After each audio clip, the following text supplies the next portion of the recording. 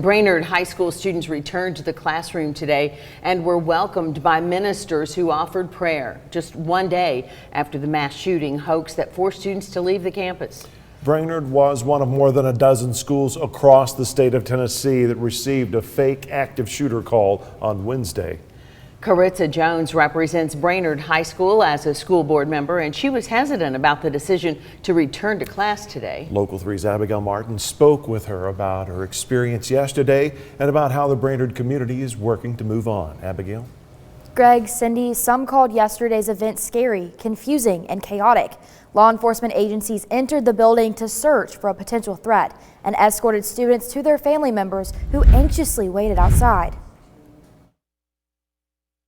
That video was sent by a freshman as police cleared the classroom. Karitsa Jones, District 5 school board representative, says the day was traumatic for everyone in the Brainerd community. She says she immediately rushed to the school, fearing the worst. I really don't know how I felt because now looking back at it, it was kind of like an outer body experience because you were like, is this really happening here?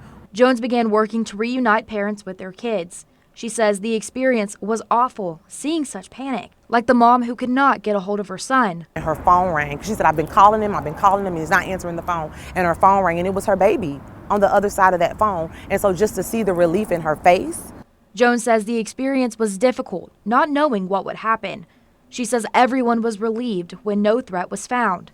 Our students here at Brainerd felt safe knowing that nobody was in their building, and now they're getting out of that building and they're able to go to their first safe haven, which is their home. When Superintendent Justin Robertson told Jones they would return to school the next day, she was concerned. She says she was afraid students and staff would feel triggered when they returned. But she says she understands it was important for them to be with those who care about them, who also experienced the event.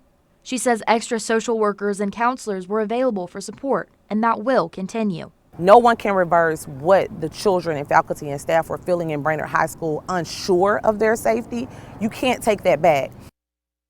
Jones is grateful for those who helped out. She is confident the school responded correctly, and she hopes they find who is responsible. Reporting live in studio, I'm Abigail Martin, Local 3 News.